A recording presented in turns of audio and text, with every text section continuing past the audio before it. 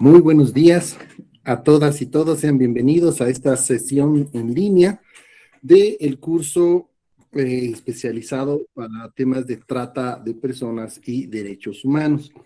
Permítame presentarme una vez más, todos creo que ya me conocen. Mi nombre es Renzo Vargas, soy el responsable de la Unidad de Promoción y Educación de la Defensoría del Pueblo, y esta jornada estaré como acompañándoles precisamente y también un poco monitoreando el trabajo de la sala y de la sesión del día de hoy. Permítame primero empezar explicándoles un poco cuál va a ser la dinámica que vamos a desarrollar en esta sesión. Es bueno mencionarles que vamos a cambiar un poco la metodología. Como ustedes saben bien, siempre hemos dado un espacio primero a nuestro tutor para que pueda hacernos una presentación y después de esta poder tener un espacio para poder hacer las consultas, preguntas y compartir comentarios o experiencias. En este sentido, estamos cambiando un poco la metodología y no hay una presentación específica, pero sí la tenemos a la tutora, quien va a compartir con ustedes todo su trabajo, su experiencia y conocimiento en relación al tema, de acuerdo al módulo desarrollado.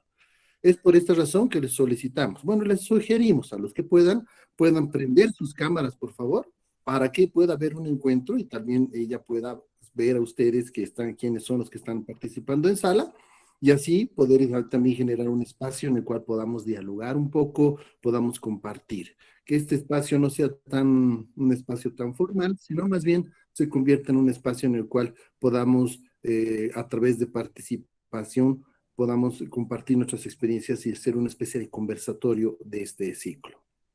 Entonces, dado estas recomendaciones, me gustaría ya pasar a presentarles a Ixchel.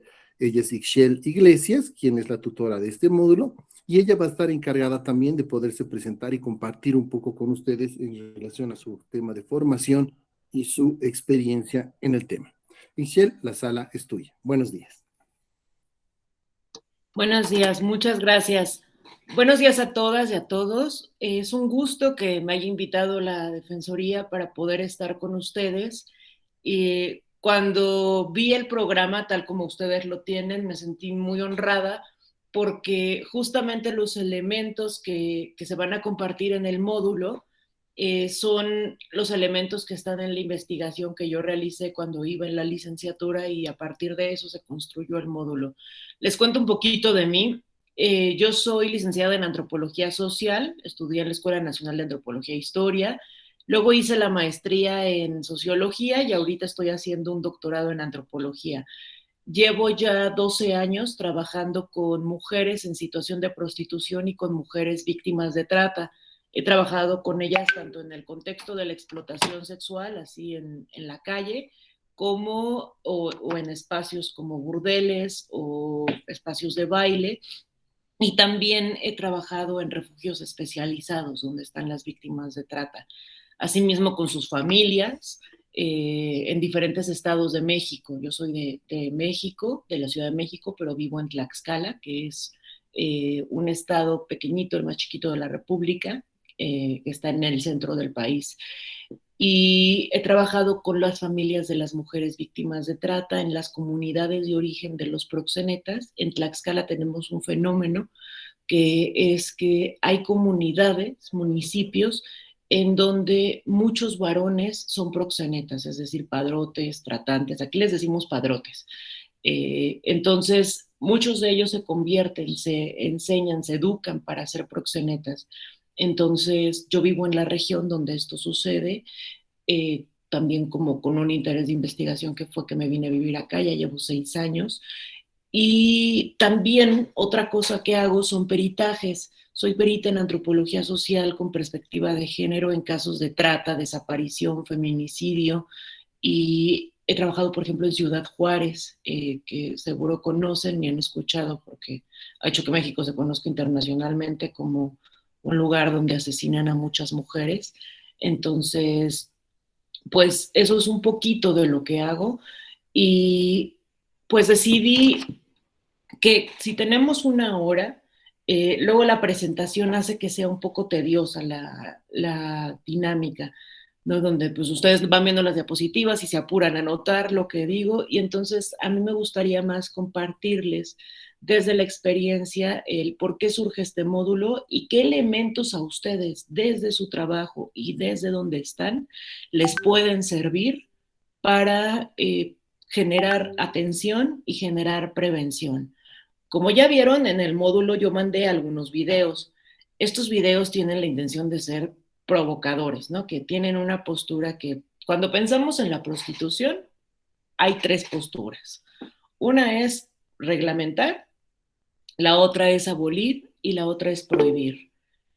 ¿Cuál es la diferencia entre abolir y prohibir? Por ejemplo, prohibicionista, así se dice, es Estados Unidos, donde se considera que la prostitución es ilegal, está mal, o sea, es decir, pero mal en un sentido inmoral, ¿no? Es como no está bien visto, es atenta contra la moral o contra las costumbres desde ese discurso moral, y entonces se prohíbe.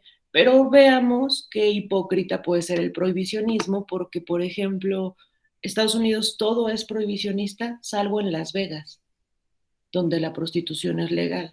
Es decir, cuando deja dinero al Estado, ¿no? Como ahí lo vemos, que es una ciudad construida específicamente pues para el juego, para la prostitución, ahí sí se reglamenta. Ahí lo que se hace en el prohibicionismo es que se considera que tanto las mujeres como los hombres que pagan, o sea, los clientes, como los proxenetas son delincuentes. El otro modelo es el reglamentarismo y el otro el abolicionismo. El reglamento plantea que justamente parte de la idea de que es un mal necesario y que entonces pues lo que nos queda hacer como gobierno o como Estado es, bueno, pues reglamentar, poner carnets, que las mujeres vayan a un registro de salud, que no estén enfermas para que no enfermen a los hombres de familia que van con ellas. Y entonces es un poco doble moral lo que plantea el reglamentarismo. Surgió en el siglo XIX, es decir, por ahí de finales de 1800, surgió en Francia y justamente surgió en el contexto de la colonización, de procesos de colonización donde los militares estaban teniendo enfermedades de transmisión sexual, que en ese momento era la sífilis, y entonces fue como, ¿por qué están enfermos las Fuerzas Armadas, ¿no? Que son la fuerza de un país, ¿no? Y era como, ¿por qué? Ah, porque van con las mujeres en situación de prostitución. Bueno, pero es que las necesitamos porque si no los militares llegan a determinado lugar y violan. Entonces tienen que tener a las mujeres prostitutas para que no violen. Y entonces empezaron a establecer reglamentos para las mujeres en situación de prostitución. Esto hoy permanece en muchos países. La reglamentación, por ejemplo, México se dice que es un país abolicionista. Sin embargo, un compañero de trabajo acaba de hacer una investigación donde detecta que no, que México es un país proxeneta. ¿Por qué proxeneta? Porque si el Estado reglamenta, se está beneficiando de la explotación sexual. Lo que encontramos es que en México, lo que encontró este compañero, eh, tenemos la ley, ¿no? Contra la trata de personas. Luego tenemos a nivel estatal, ¿no? Que son 31 estados y la Ciudad de México. En cada estado hay una ley general de salud. A partir de esta ley hay reglamentos que bajan a cada municipio, ¿no? En el estado, por ejemplo, en Tlaxcala son 63 municipios. Cada municipio tiene un bando de policía y buen gobierno, ¿no? Donde reglamenta ciertas cosas. Y entonces, ya sea en la ley estatal de salud o sea en los bandos de policía y buen gobierno, lo que se está haciendo es reglamentar los espacios para la prostitución o, podríamos decirlo, para la explotación sexual. Es decir, qué implica tener un bar, ¿no? Donde sabemos que hay prostitución, que tienen que hacer los dueños de los bares para tenerlo, cómo se designan las mujeres, en algunos se les dice trabajadoras sexuales, en otros sexoservidoras, en otras personas que ejercen la prostitución y en otras prostitutas, y hay un bando de policía donde hablan de meretrices. ¿Cómo definen la prostitución y cuáles son las obligaciones que le ponen a la mujer en situación de prostitución? Digo mujer porque es el 99% de las personas en situación de prostitución son mujeres, de acuerdo a las estadísticas oficiales. Entonces tenemos que pues se le pone, tienes que hacerte chequeos médicos una vez a la semana para garantizar que no tengas ninguna enfermedad de transmisión sexual, tienes que pagar impuestos. Entonces, cuando empezamos a mirar que estos chequeos cuestan y lo que las mujeres tienen que hacer, pues el Estado se está beneficiando de esta situación de explotación sexual. Eso con el reglamentarismo. Y con el abolicionismo también surgió en el siglo XIX y lo que plantea es que la prostitución, y si se fijan estoy hablando de prostitución, no de trata, que la prostitución es un atentado contra la dignidad de las mujeres y que en sí misma constituye una práctica de violencia. Ahora que explico, esto no es en un sentido moralizante, como muchas veces se quiere hacer ver y decir como, "Ah, es que a las abolicionistas les espanta el sexo, es que les da miedo, es que están atentando contra las mujeres y las quieren criminalizar, las trabajadoras sexuales tienen derechos". Esto no es contra las trabajadoras sexuales, no es criminalizar, no tiene que ver con el acto sexual. Lo que plantea el abolicionismo es que pensemos, ¿por qué existe la trata con fines de explotación sexual? Y es una pregunta importante a plantearnos, ¿no? Como, bueno, porque existen delincuentes y redes de crimen organizado que reclutan a las mujeres. Ok. ¿Y por qué existen delincuentes que reclutan a las mujeres y que las trasladan, ¿no? Y todo el proceso que ustedes ya revisaron para que se establezca el delito de trata de personas. ¿Por qué? Pues porque hay una demanda, ¿no? O sea, así como el tráfico de armas, y la venta de armas sirve muy bien en los conflictos, ¿no? Y entonces tenemos a potencias como Estados Unidos distribuyendo armas en procesos de desestabilización de los países, ¿no? Porque se están buscando armas.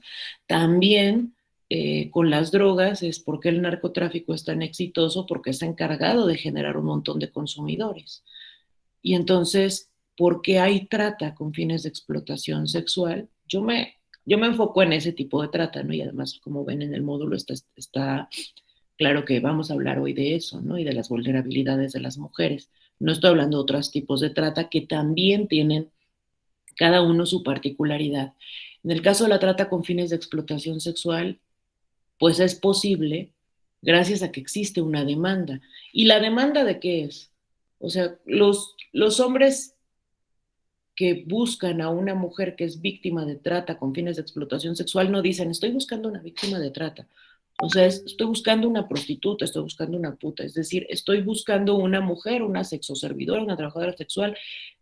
Es decir, buscan un servicio en la prostitución y entonces no se distingue si es víctima de trata o esa mujer está ahí, entre comillas, porque quiere. Entonces, esto lo que nos está mostrando es que hay un vínculo muy cercano entre la prostitución y la trata, que nos han querido hacer que no lo veamos. Y de hecho, si ustedes escuchan como muchas veces los debates que se dan dentro del feminismo, el feminismo hay dos posturas que son irreconciliables. O eres pro trabajo sexual o eres abolicionista, ¿no? Y entonces, y no hay manera. O sea, es como el punto que lo parte, porque el protrabajo sexual es como, bueno, sí, las mujeres están empoderadas, hay prostitutas empoderadas que decidieron libremente estar en situación de prostitución y por lo tanto tienen derechos y el Estado tiene que reglamentarla y necesitamos que nos garantice derechos. Ok, y el abolicionismo dice, a ver, el que estés en la prostitución ya es una negación de los derechos. Es decir, lo que busca el abolicionismo es cuestionar como, ¿no te llama la atención que justamente un delito como la trata, que es tan fuerte, surge de que hay una gran demanda de prostitución que mayoritariamente las mujeres o sea, que lo que se demanda ahí son mujeres y niñas? Es decir, la trata de personas es una forma de abastecer bueno, la trata de personas con fines de explotación sexual existe porque es la forma globalizada de abastecer la demanda de prostitución. Esa es la definición que yo doy y que he dado en diferentes foros como para problematizar, ¿no? He sido 7 años invitada en la Academia Pontificia de las Ciencias Sociales del Vaticano, donde en foros de trata, ¿no? Y entonces en uno todo el mundo, ahí hagan de cuenta, así como los Avengers de la trata, ¿no? Que era el equipo de Estados Unidos y de Inglaterra, como diciendo, es que en América Latina hay muchas víctimas de trata, ¿no? Entonces hay que rescatarlas desde esa lógica de llegar, golpear, rescatar, y entonces si locas con las víctimas, pues quién sabe, ¿no? Pero ya las rescatamos, porque son niñas. Entonces, desde esta lógica es como las niñas importan. Las mujeres adultas no. Cuando Esto, Kathleen Bardi, una autora, nos dice, cuando pensamos y se mueve el morbo en la gente y se mueve esta tristeza, porque es trágico que haya niñas sexualmente explotadas, es como, claro, es trágico, pero es trágico que tengan 20 o que tengan 30 o que tengan 40. Yo he trabajado con mujeres de 75 años en situación de prostitución, mujeres que fueron reclutadas cuando tenían 20 años y que a los 25 los proxenetas dijeron, pues ya no sirves, ¿no? Pero a los 25 años en la prostitución ya estás vieja. Y entonces te dejan. Y mujeres que permanecieron en ese contexto y que aún hoy en día están ahí buscando la posibilidad de salir, pero eso es lo que tiene mi compañero Oscar en su investigación le denominó sistema proxeneta.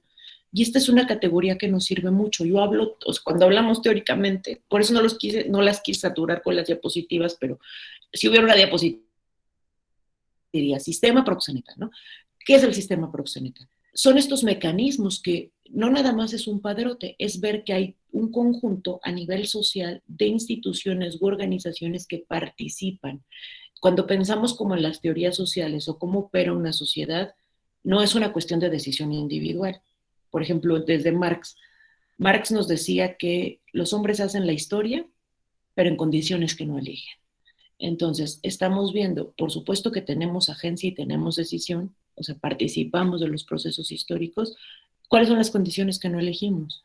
Pues los modos de producción, el neoliberalismo, los extractivismos, o sea, estas cosas que suceden a nivel estructural y que escapan y que por supuesto que determinan muchas cosas en nuestra subjetividad. Entonces, si tenemos eso, lo que lo llevamos al tema de la trata es pensar el sistema proxeneta, ¿quién participa? Pues en primer lugar tenemos a la mujer prostituida, tenemos al cliente, o que desde el abolicionismo se le llama prostituyente, porque participa de la prostitución, es decir, no es que es un cliente de un servicio como yo voy y compro una comida en una fonda, no estás pidiendo comida, ¿no? Estamos hablando de seres humanos, entonces prostituyente y proxeneta o explotador. Eso en un primer lugar. Pero también están las familias. Está la familia de la mujer, que muchas veces saben que están en esa situación y hay un juicio moral, ¿no? Como de eres una puta, todavía en vez de que le estés dando al padrote deberías de mantenernos a nosotros. Yo he trabajado con familias así, ¿no? Que me dicen eso, como es que en lugar de estar manteniendo a ese, mejor nos debería de dar dinero a nosotros. No, pues ya que está ahí, pues que pague las reparaciones de la casa o que mande para la fiesta del pueblo. Y entonces tenemos a las mujeres que están en esta situación viviendo con culpa, viviendo esta sensación de manché el honor, ¿no? Manché mi familia, me siento, los avergoncé, ¿no? Porque es como la vergüenza y entonces pagando esta deuda que tienen con las familias económicamente. Y como vamos viendo, estos ya son las vulnerabilidades que íbamos a ver en el módulo. Lo que yo encontré en la investigación que hice, yo le denominé la fetichización afectiva del dinero en la prostitución. Con esto me refiero a un poco a lo que Marx plantea el fetichismo de la mercancía, pero pensando en el dinero como una mercancía y el dinero con estas características suprahumanas o características que le ponemos y que en el caso de la prostitución el dinero tiene esta característica vinculada a los afectos y que en el caso de las mujeres no es cuando te dicen es que te empoderas, ¿no? Es como, no es cierto, porque no puedes salir de este sistema social. Y aunque hubiera una mujer que libremente decidió, teniendo posibilidades de estudiar una carrera, teniendo dinero, es decir, no teniendo ni vulnerabilidades educativas, afectivas, sociales, económicas, de salud. O sea, pensemos en todos los ámbitos que puede haber vulnerabilidades. Vulnerabilidad viene de la capacidad que tiene alguien de vivir algún tipo de lesión o sufrimiento. Entonces, si no tienes ninguna vulnerabilidad y tenías muchas opciones para decidir y eliges, ¿no? Pues voy a ser trabajadora sexual, con todas esas posibilidades, yo no conozco ninguna, ¿no? Pero si hubiera una, aún así no podríamos hablar de un sistema de empoderamiento, porque la excepción hace la regla. Y justamente aquí esa excepción reafirmaría justamente que para otras mujeres lo que representa la prostitución, aun cuando ellas eligen, lo que yo encontré en mi tesis, es que Se las mandé, está en el módulo, es un texto grande, pero si les interesa el tema y quieren como profundizar, la pueden leer. Es sencilla de leer, tiene muchos testimonios. Yo lo que hice fue un trabajo de campo de 7 años con las mujeres en ese contexto para escribir esa investigación que pues creo que les llegó y logré estar acá porque ganó 2 premios, uno como la mejor tesis de antropología en México y otro a nivel Latinoamérica como la mejor tesis de licenciatura. Entonces creo que fue así que de alguna u otra forma llegó a Bolivia y entonces les llegó en la defensoría y por eso pude estar con ustedes. Pero bueno, acá lo que vemos es que todas estas vulnerabilidades que van teniendo las mujeres hacen que las que llegan sin un padrote, ese es el sistema proxeneta. Puedes tener un proxeneta o puedes no tenerlo. ¿Cuándo no lo tienes? Cuando hay condiciones de violencia estructural. Una de ellas, de las que viene en la tesis, cuando yo le pregunto, ¿por qué llegaste aquí?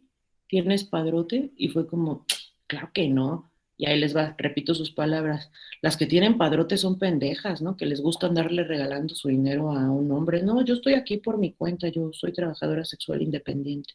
Ahora, y, y ya, ¿no? Pasó el tiempo, como estuve muchos años, pues eso permitió hacer un trabajo de campo profundo.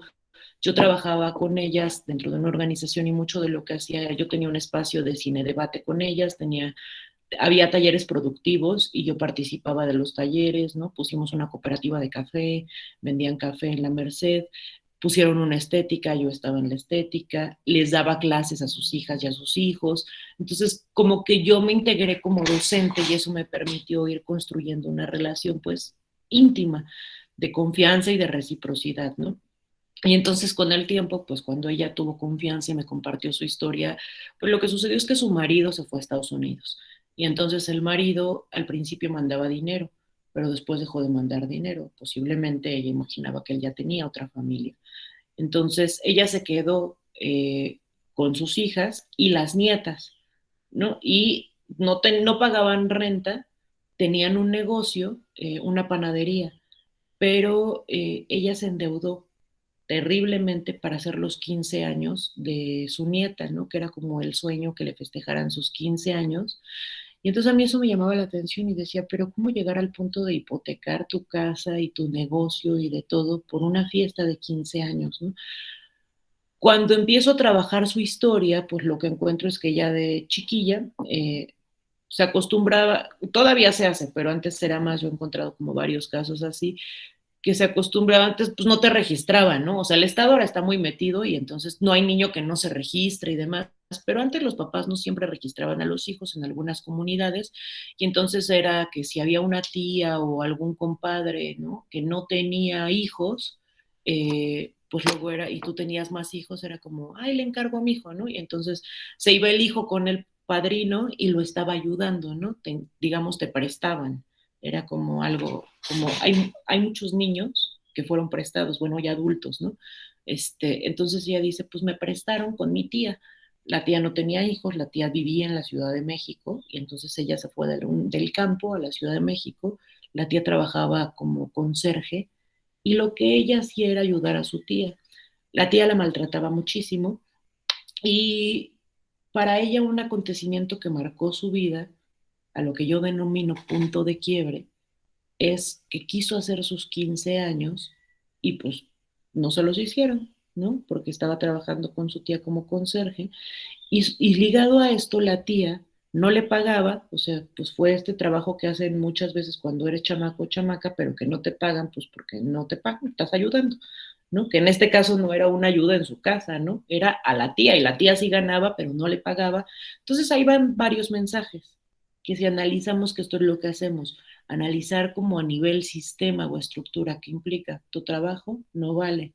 Cuando le dijo a su papá, papá, es que ya me quiero regresar con ustedes, yo quiero mis 15 años, lo siento, ¿no? O sea, te quedas aquí, no tenemos dinero para mantenerte, te quedas con tu tía, ¿no? Aquí estás trabajando y haces algo de provecho.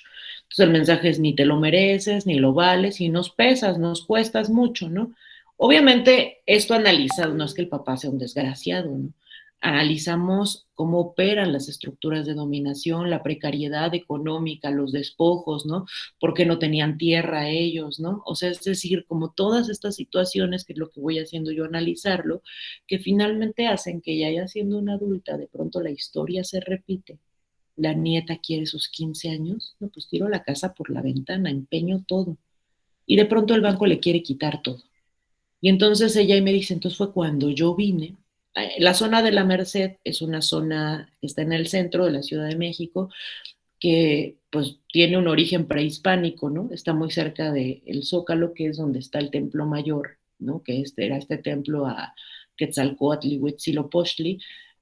La Merced, pues históricamente, o sea, desde tiempos prehispánicos ha sido una zona comercial. Hoy, además de pues, tener un gran mercado, pues es una de las zonas de prostitución más grandes del país y de una prostitución muy marginal, que es ahí donde yo hice el trabajo.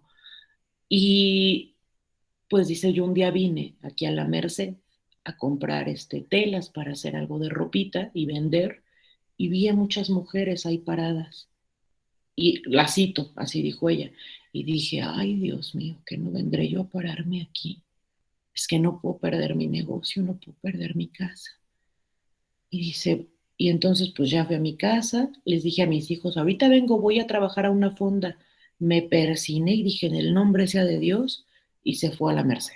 Y entonces ya preguntó, y aún llegando sin padrote se dio cuenta que la calle tiene dueño. No puedes llegar y pararte aquí como de, aquí me paro y cobro tanto, ¿no? Es, a ver, aquí se cobra tanto, y si cobras de más o cobras de menos, nos afectas a las demás. Si te vas a parar en esta calle, tienes que entrar a ese hotel y te arreglas con el hotelero. Y entonces hay acuerdos en la calle, las calles tienen dueños, nadie es totalmente independiente. Aquí lo que analizo, y les cuento este ejemplo para que veamos el sistema proxeneta. Es muy claro cuando hay un padrote y les ponen un caso de trata de, va la muchachita caminando, la trepan a un coche, la golpean, la violan, la someten, la trasladan y la llevan a prostituir. Clarísimo, ¿no? La dominación. Pero no vemos otras formas del sistema proxeneta donde no requiere un padrote, pero también se conforma por los hoteleros, todas aquellas personas que reciben una ganancia de la explotación sexual. A ese hotel entran víctimas de trata y mujeres que no lo son. Y cuando vemos mujeres que no son víctimas de trata, vemos condiciones de violencia estructural que las llevan a tomar la decisión de entrar ahí. Y ahí es donde se plantea que es una forma de violencia. ¿Por qué? Porque para cualquier mujer, y para todas y es así, la prostitución siempre es una puerta abierta. ¿Por qué siempre ganamos más en la prostitución que en cualquier otra cosa? Porque históricamente se ha objetivado nuestro cuerpo. Hay diferentes libros, yo he estudiado mucho ese tema de la historia de la prostitución y tengo algunos artículos escritos con respecto a el origen del patriarcado y que se rastrea pues hasta 5,000 o 6,000 años antes de nuestra era y ver cómo operaban los primeros burdeles y ver cuál ha sido el papel que la prostitución ha tenido a lo largo de la historia. Y ha sido una institución violenta. Las primeras prostitutas en la historia fueron esclavas. Es una institución que se constituye desde la violencia. Aquí es como opera el sistema proxeneta. ¿Qué tipos de vulnerabilidades podemos identificar? ¿Qué vulnerabilidades hay? En general, las que podemos tener cualquier persona, económicas, educativas, de salud, si tienes alguna enfermedad. A veces se conjugan, ¿no? Pensemos que, como aquí en México, ¿no? Que los gobiernos anteriores pues privatizaron prácticamente como todo el sistema de salud o lo desmantelaron. Entonces, eh, a ver, pues les pongo mi propio caso, ¿no? Mi papá tiene 6 años que falleció, pero cuando falleció, estaba muy enfermo y pues no tenía ningún tipo de seguridad social o acceso a la salud, ¿no? Entonces, o pagabas o se moría.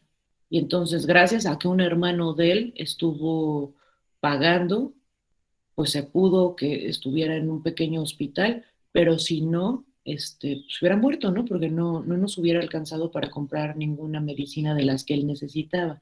Entonces vemos que las vulnerabilidades se conjugan, ¿no?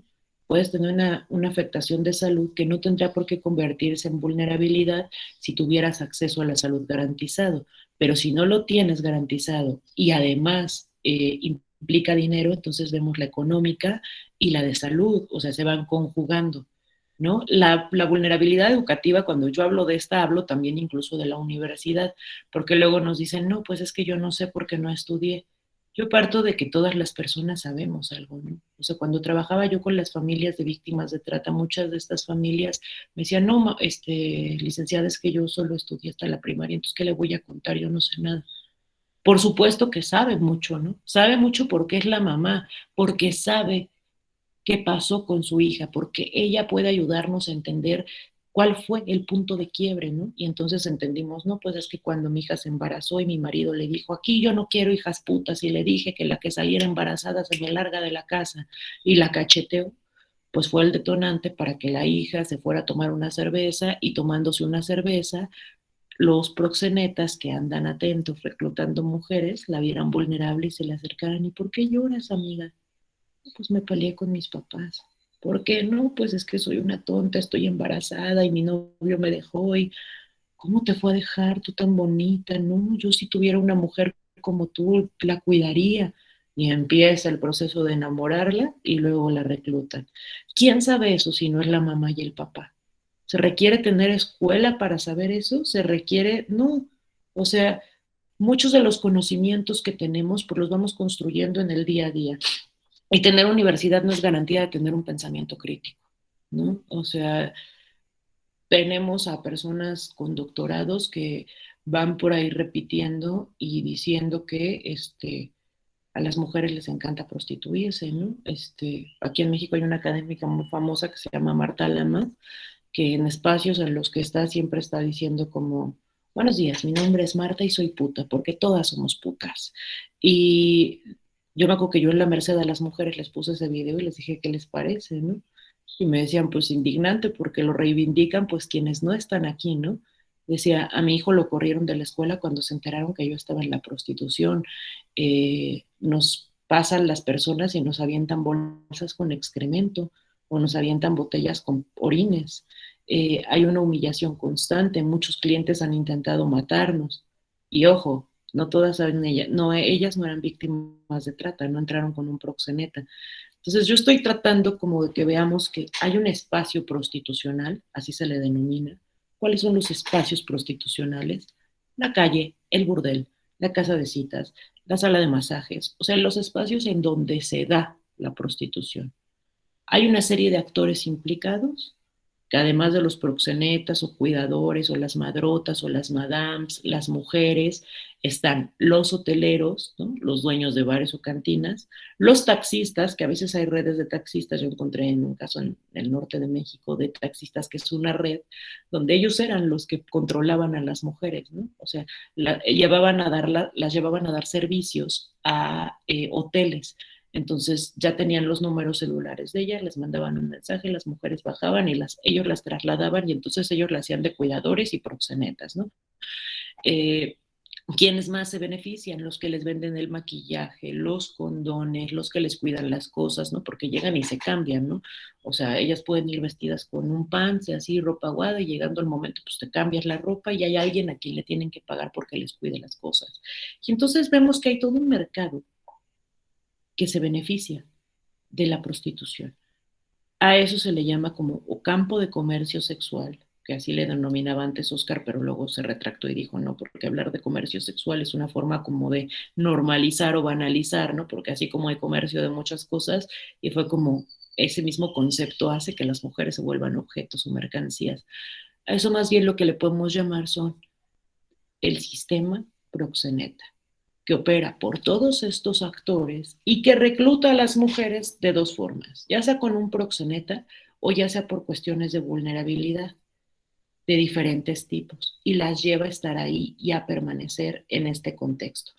Entonces el sistema proxeneta nos permite tener una mirada muy amplia, tanto para el caso de la trata con fines de explotación sexual, como para las mujeres que llegan a la prostitución sin necesidad de un proxeneta, porque el espacio prostitucional lo comparten tanto víctimas de trata como mujeres que llegaron sin padrote.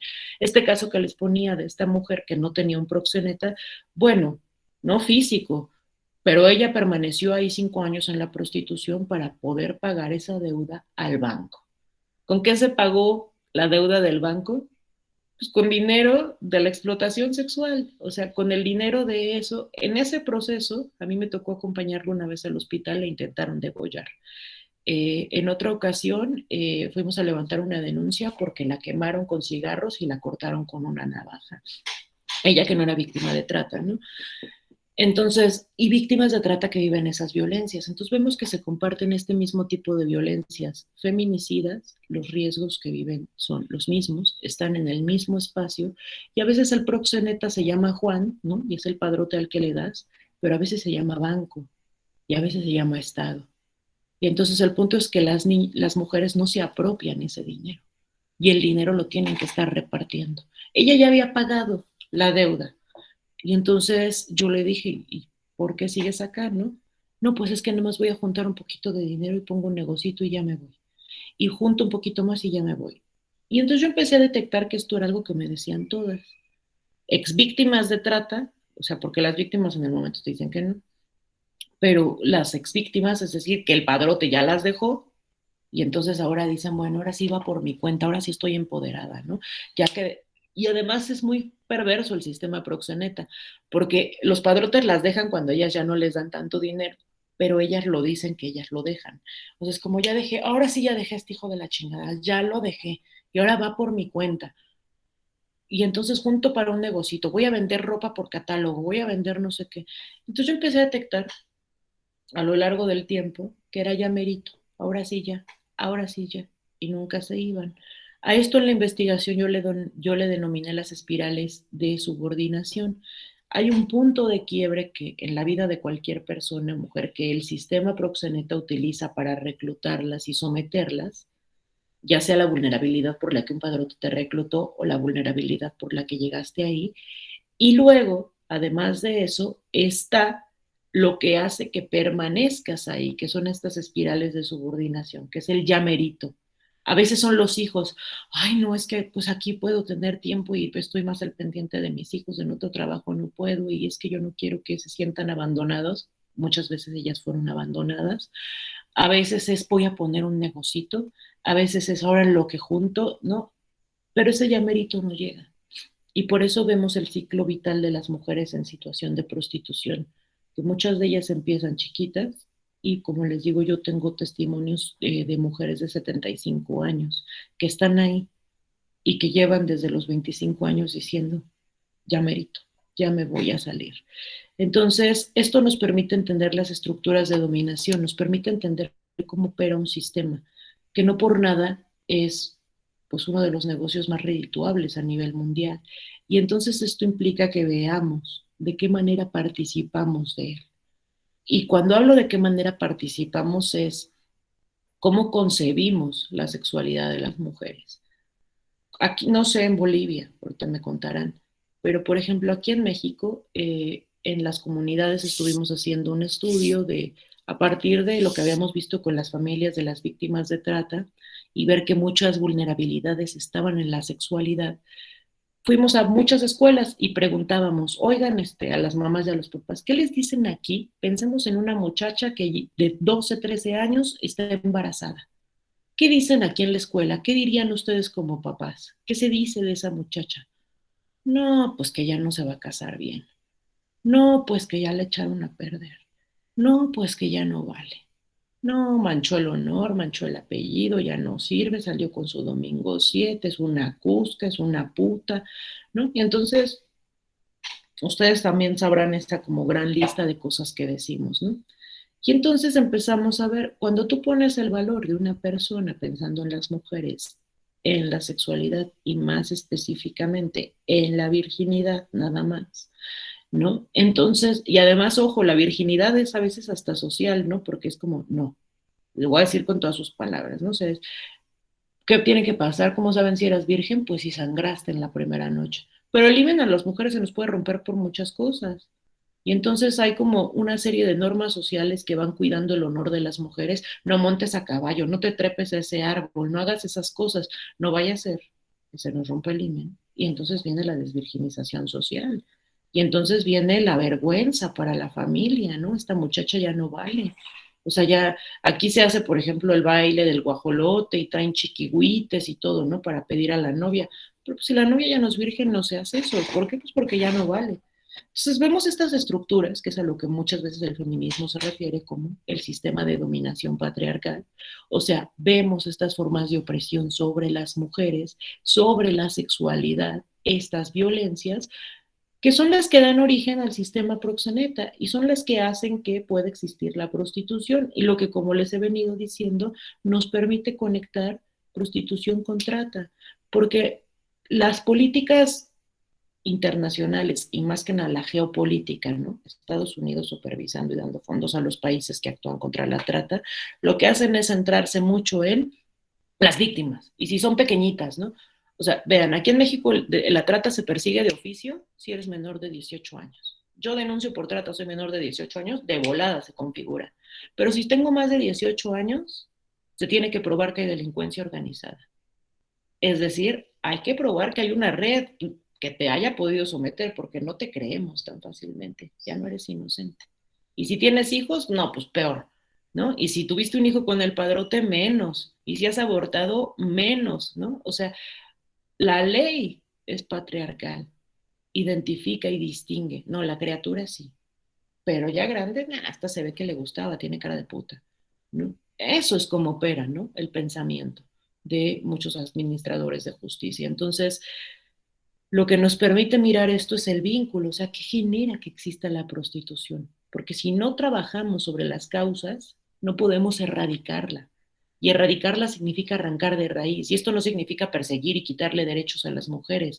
No, esto significa participar de procesos educativos como este, generar programas en las escuelas, con las familias, en los barrios, en los municipios, en las comunidades, donde empecemos a transformar la relación que tenemos con los hombres, con las mujeres, con la sexualidad, ¿no? Donde empecemos a tener educación sexual en lugar de pornografía.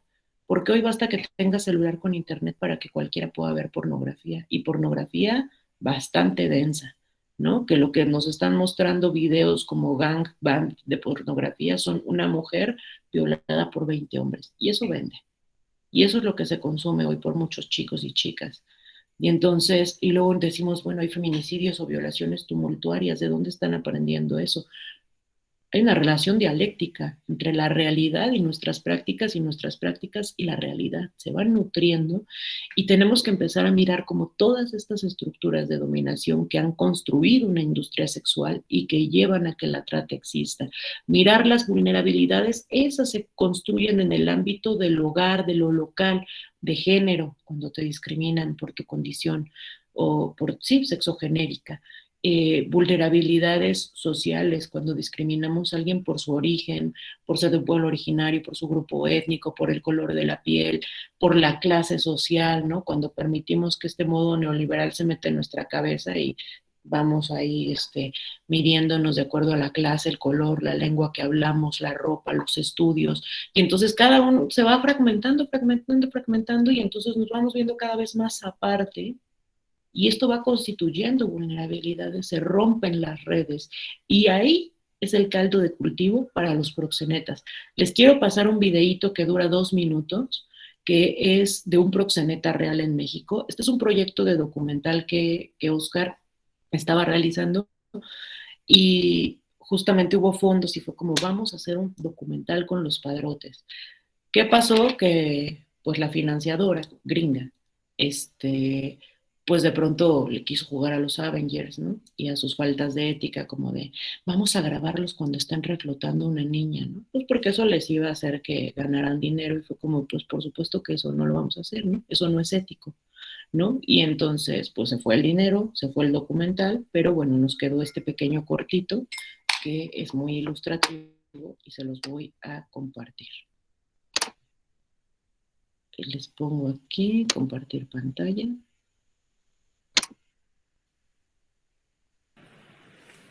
Ay, no, no sé qué hice. Activé subtítulos ya. Una ventana. Es este. Ahí va a compartir.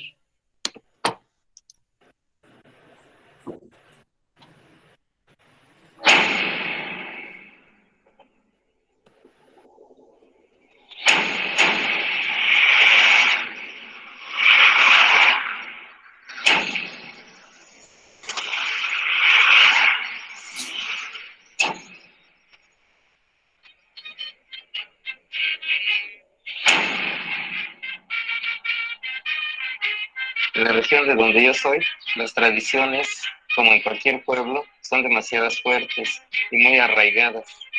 Las tradiciones han ido evolucionando, o más bien han empezado a existir otro tipo de tradiciones que a lo mejor la gente no lo quiere ver o no se quiere dar cuenta.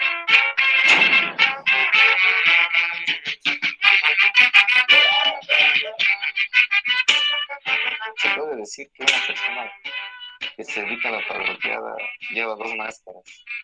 Se puede decir cuando sale uno ya de la familia y se quita una esa máscara y se pone la otra, pues en realidad yo creo que todos como seres humanos llevamos esas inquietudes, pero a muchos nos da miedo vivir una vida llena de lujuria, y la verdad pues cuando ya se adapta uno a esa vida, se vuelve parte de uno mismo. Cuando yo me pongo la máscara de mi oficio, pues en realidad es algo, no sé, a lo mejor es un sentimiento que a lo mejor no cualquiera lo pueda sentir, pero es algo muy bonito.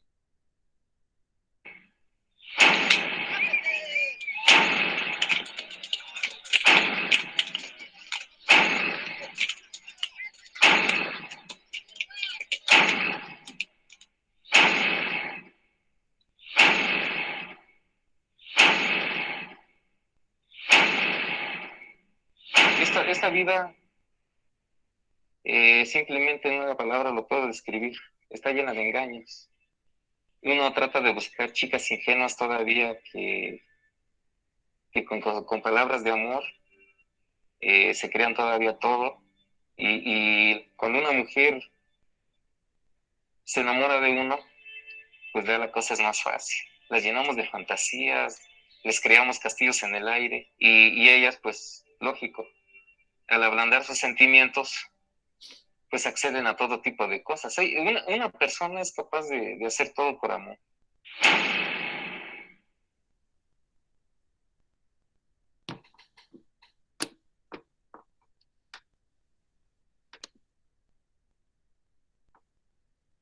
Bien. Pues ese es el pequeño videíto que es fuerte, el contexto se los pongo. El traje que traen se llama charros, es traje de carnaval en Tlaxcala, que justamente en el carnaval está este traje, estas máscaras muy bonitas que son de madera y que era una forma de, son güeras porque se burlan de como de los hacendados de la región, ¿no? Y entonces, donde ven que se están dando como de latigazos, se le llama cuartazos. La cuarta viene de coatl, como de coatl serpiente, de náhuatl, o luego se le llama chirrionazos, porque hay otra víbora que se llama la chirrionera, y es una víborita que tiene, se para en su cabecita y te da latigazos, ¿no? Entonces, por eso le llaman chirrionazos. Y eso es parte del carnaval, o sea, no tiene que ver con los proxenetas, sino sí es una práctica violenta, pero justamente lo que alude es como se pegan, ¿no? Como reproduciendo alguna etapa de la colonización. Y pues lo graban en ese contexto porque está muy arraigado el fenómeno de los proxenetas aquí. Como vienen ahí, como vieron, fue hace 50 años que empezó a desarrollarse este fenómeno en la región. En las tesis de Oscar él explica muy bien como el tema religioso, cómo estuvo involucrado a la iglesia, a los protestantes, como los choques que hubo y conflictos laborales, ¿no? De comunidades donde había líderes sindicales y la marginación donde ya no los querían contratar. Y entonces hubo mucha migración a las ciudades. Y entre esto, pues los jóvenes de aquí que migraban a la Ciudad de México empezaron a aprender el oficio, cómo ser padrotes. Y cómo lograron que se metiera al ámbito comunitario, pues ahora sí que lavando el dinero ante Dios, ¿no? Porque no es lo mismo como antes para las fiestas, para el carnaval, era como, pues yo pongo maíz, yo pongo marranito, ¿no? O sea, se daba pues en especie. Con la entrada cada vez pues más fuerte del neoliberalismo, pues todo se empieza a monetizar, o sea, ya que me des un costal de maíz, ¿cómo crees, no? O sea, pon dinero. Entonces, los que migraban, los que eran obreros podían poner un poquito más de dinero. los que migraban a la Ciudad de México o a Estados Unidos, pues esos mandaban más, ¿no? Para construir las casas, para que todo estuviera muy bonito, ¿no? De cemento, ¿no? Acabemos con el campo, necesitamos progreso desde esa lógica, ¿no? Entonces empieza a mandar más y más y más y más. Y cuando los proxenetas pues, tienen dinero, tienen más dinero que los migrantes a Estados Unidos, pues esos también empiezan a meter dinero, ¿no? Como me fui a la ciudad, no decían, ¿no? No decían, me ando moviendo, soy padrote, ¿no? Simplemente llegaban y la fiesta del santito, la fiesta del pueblo, ¿no? El carnaval, y ponían más dinero, y entonces lo que sucedía es que la gente decía como, míralo, ¿no? Qué buen muchacho, ¿no? Y entonces el dinero de la prostitución, de la trata, empezó a entrar a lo comunitario y empezó a participar de la reproducción social comunitaria, que es, pues sabemos que a nivel comunitario las fiestas no nada más es la pachanga, o sea, no es que la fiesta del santo, tiene que ver con la reproducción social, tiene que ver con la petición de lluvias, tiene que ver con un ciclo ritual mesoamericano, son muchos elementos que todo eso se configura y ellos participan de esto. Entonces, se ha generado que a nivel comunitario sea como, pues era padrote, pero es buen hijo, es buen vecino. Y ahí, donde el Estado no está por sus carencias, por sus ausencias, por sus omisiones, como no tienes dinero, no tienes acceso a la salud, vas y le pides a él y pues, dices, mi compadre o era mi compañero en la secundaria. Te presta, te paga, ¿no? O sea, los bancos no prestan dinero a menos que les dejes escrituras, ¿no? Ellos prestan dinero sin escrituras, son muy buena onda, ¿no? Ellos apoyan a la gente, lo estoy diciendo sarcásticamente, ¿no? O sea, es como, de pronto se han convertido como pues como vieron la película del Padrino, ¿no? Así como Don Corleone, ¿no? Como en esta visión de los que ayudan y protegen y cuidan, pues entonces, pues tienen un arraigo y una protección comunitaria, porque actúan en donde los demás no actúan. Por supuesto, aquí lo que queda muy claro es como lo que él dice. Una mujer es capaz de hacer cualquier cosa por amor. Le apuestan estas vulnerabilidades de género, afectivas. Y entonces eso es lo que tenemos que trabajar con las víctimas de trata. Ya con esto voy cerrando también para escucharles. Si quieren comentar algo. Cuando yo trabajé en los refugios para víctimas de trata, algo que era muy común es que después de estar en el refugio, las víctimas salían y regresaban con el padrote. Lo iban a buscar. Y si no lo encontraban, luego eran reclutadas por otro. Y entonces era como, ¿de qué sirve? Y lo que no se comprendía es lo que se tiene que trabajar con ellas. Y son estas vulnerabilidades, estas espirales de subordinación, lo que no les permitía salir de la prostitución y lo que las hizo ingresar ahí. ¿Por qué se enamoraron de ese hombre? No, pues porque él me dio un lugar y se casó conmigo y le dio su apellido a mi hijo, que no era de él. Ah, o sea, entonces estamos viendo ahí la sanción a la sexualidad, la no pertenencia, la marginación, o sea, como lo que ella vivió, ¿qué le dio él? Me hizo señora, me dio un lugar, me protegió. Y en función de eso, entonces, ¿qué no le está dando el refugio, el Estado, de lo demás? Yo ahora soy víctima de trata, tengo que denunciar, estoy en este espacio, estoy encerrada, no lo entiendo, no me siento querida, lo extraño. Y ellas extrañan, así cuando yo trabajaba con ellas, como, ¿y qué extrañas? Pues ir a la feria con él, o cuando él me regaló un peluche, o me regaló una alcancía, él era muy lindo. O sea, lo que las mantiene atadas es ese recuerdo de cuando me sentí amada. Y por ese recuerdo salen y los buscan. Entonces, y luego lo que pasa es que el personal que las atiende dice, ay, estas tontas, no es posible, mira cómo siguen queriéndolo, no entienden que es un padrote y que las explotaba, no, ya no lo tienes que querer. Entonces, pues lo que ellas hacen es callarse y, ¿ya entendiste? Sí, ya, sí, no, yo fui víctima de trata con fines de explotación sexual, ¿no? Y se aprenden el discurso, pero no están trabajando esa vulnerabilidad afectiva y es a lo que le tenemos que apostar. Espero que en una hora haya podido como compartirles, pues como en un poco la esencia del trabajo que he realizado y algunas claves que nos permitan como saber por dónde tenemos que trabajar, salir de este debate de prostitución o trata, ¿de qué estamos hablando?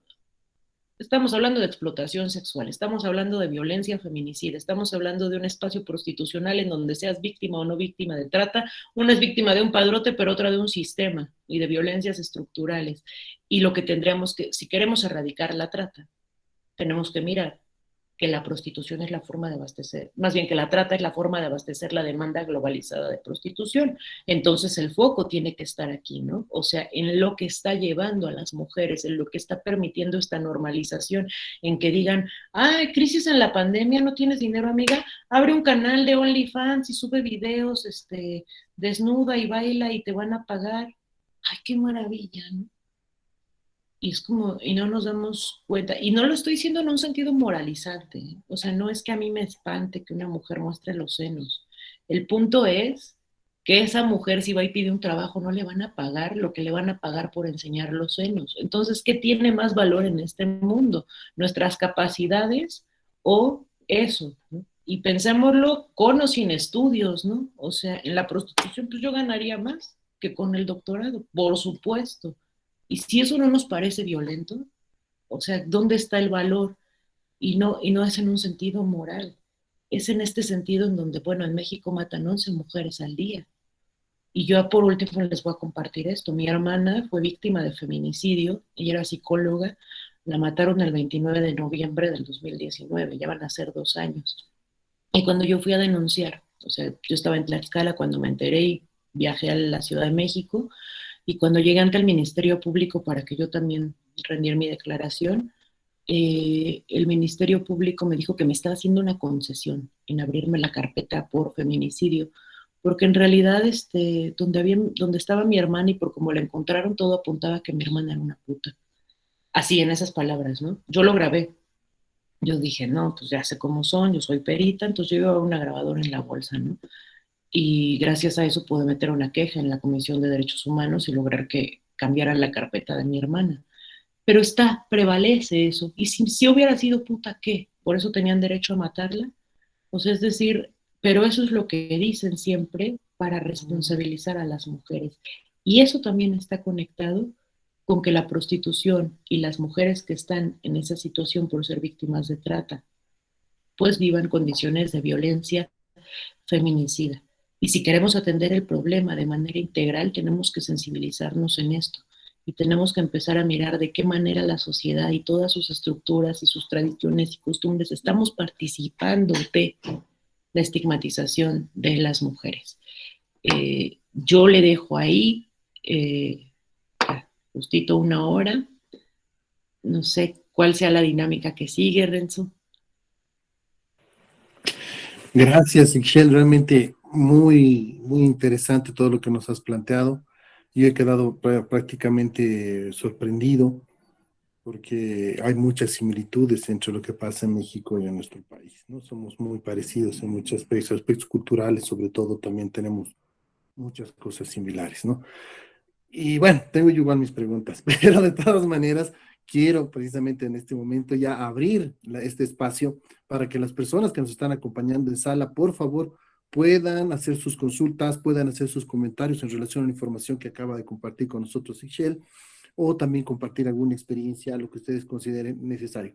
Así que por favor, siéntanse en la libertad de poder habilitar sus micrófonos y participar con nosotros. Adelante.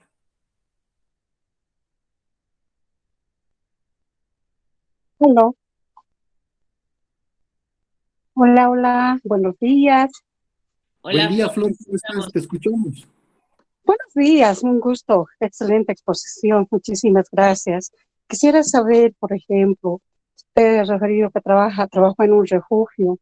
¿Cuál ha sido la intervención del equipo interdisciplinario? Quiero decir, psicólogo, trabajadora social, legal. ¿Y qué hace sobre prevención? ¿Cómo lo trabajan? Esa es mi pregunta. Muy amable, muchísimas gracias. Muchas gracias, Flor. Mira, el refugio en el que yo trabajé tenía un área de trabajo social, el área también legal, donde le daban el acompañamiento a las mujeres, y en trabajo social como tratar de reintegrarlas a su espacio. Yo entré justamente como en una propuesta que le hice a la directora de que pudiéramos trabajar como antropólogos, así decirle, a ver, porque lo que ella estaba notando es que las mujeres salían y buscaban al padrote o regresaban a la prostitución. Entonces un día la conocí yo en un foro y contaba eso y le dije, si me permites, como pues yo diseñé una metodología que tiene que ver con el trabajo con las mujeres desde el contrario, el punto de quiebre, ¿no? Y entonces lo que consistió mi trabajo ahí, yo tenía un taller con todas las jóvenes, que eran 12, y entonces en este taller le llamábamos despatriarcalizar y desproxenetizar.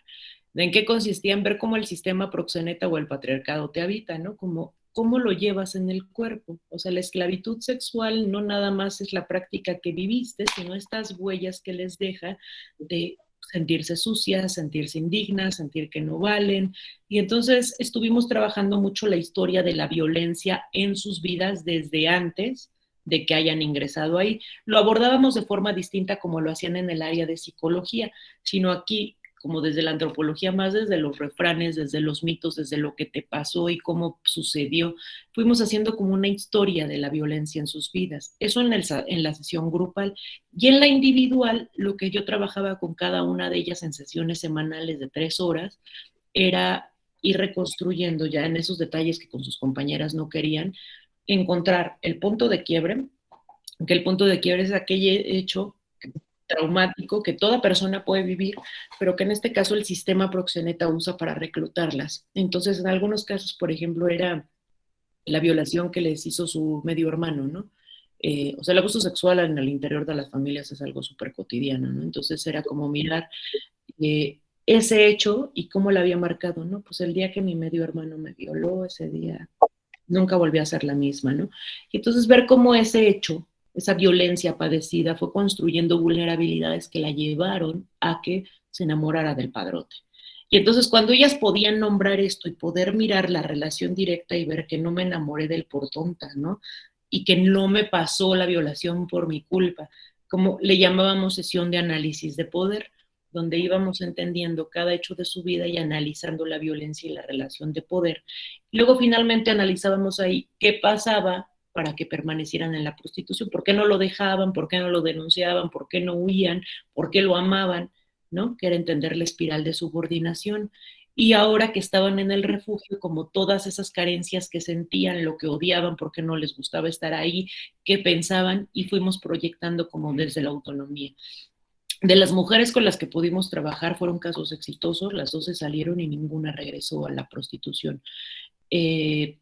Justo fue como, digo, no es solo por el trabajo que yo hice, tenían este otro acompañamiento, también funcionó que por las abogadas ahí lograron que los proxenetas estuvieran detenidos y no las contactaran. A nivel de prevención, como tal, ese refugio pues no hacía nada, ¿no? Se centra nada más como en la atención a las víctimas. A nivel de prevención, lo que yo estoy haciendo ahorita es, estamos trabajando, mi compañero Oscar y yo, con una organización de la sociedad civil aquí en Tlaxcala, una C, o ONG, se llama Fray Julián Garces. Ellos trabajan el tema de trata y trabajan también la contaminación del río Atoyac, que es un río que está muerto, ¿no? Y la gente que vive cerca del río tiene cáncer y un montón de enfermedades por la contaminación industrial. Y entonces, con ellos diseñamos en el estado de Tlaxcala el programa estatal contra la trata, que consiste en las acciones de prevención. Hicimos muchas propuestas para el trabajo en escuelas, es decir, desde pequeñitos lo metimos desde antes de la primaria, qué tallercitos, qué cositas se pueden trabajar con los profes para ir generando prevención, porque entendemos que la trata pues es una manifestación de la violencia, pero el germen pues está en las relaciones de poder, y entonces que esto se tiene que trabajar desde temprana edad. Entonces el Fray tiene mucha experiencia trabajando justo en las escuelas y diseñamos como todo un modelo educativo para que se pueda pues tal cual aplicar.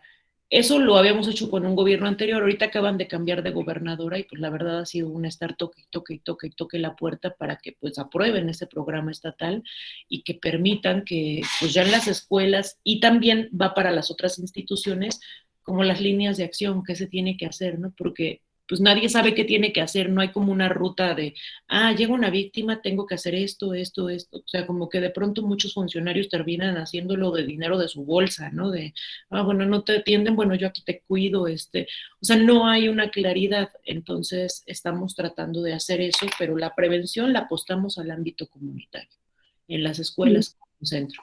Eso, Flor. Muchísimas gracias, muy amable. De nada. A ver, hay unas preguntas en el chat, veo, ¿no? A ver, déjame. Tenemos de Carolina. Hola, buen día, muchas gracias, Excel, súper interesante lo que nos compartes. Mi pregunta, cuando estás muchachas salen del refugio y vuelven a los contextos donde se originó todo, donde persistirán las carencias afectivas y vulnerabilidades. Esto también influye en que vuelvan a buscar a sus padrotes. En este entendido, ¿trabajaban ustedes también en los contextos con los familiares? Sí. Justo cuando ellas regresan, es porque esa vulnerabilidad no se trabajó, es porque yo vi una actitud muy paternalista en los refugios. O sea, se tiende a pensar, ahí les van algunos ejemplos, ¿no? Como, vamos a darles talleres productivos, pero los talleres productivos les enseñan a hacer alguna que otra manualidad que no les va a servir realmente para tener como un trabajo, ¿no? Ahí la sugerencia era como, vete a hablar con la Secretaría del Trabajo, habla con organizaciones, se establece convenios para que las jóvenes salgan con un trabajo, con un salario digno, ¿no? Y entonces, pues luego no lo hacían y era más bien, terminaban dándoles trabajo como por favor, así como de, ay, ¿cómo es víctima de trata? Bueno, sí, ¿no? Pero discretos, discretos, no la trates como puta, ¿no? O sea, como en este sentido, entonces, pues eso revictimiza y entonces muchas veces ellas regresan y la vulnerabilidad está en este paternalismo que les decía, de que, por ejemplo, algunas de ellas luego, yo llegaba a escuchar esos comentarios en el refugio, ay, estas que no entienden nada, como no les cuestan las cosas, ¿no? O sea, la gente que trabajaba ahí como mirándolas como las tontas que no entienden, ay, no, no les cuestan, es que no les importa, y míralas, no se saben arreglar, ¿cómo van a conseguir un trabajo? Es un rollo muy clasista, muy racista, y entonces eso las afecta, evidentemente, pues si alguien está pensando eso de ti, pues te va a tratar de determinar una forma que tú no le vas a contar nada, no te vas a abrir, ¿no?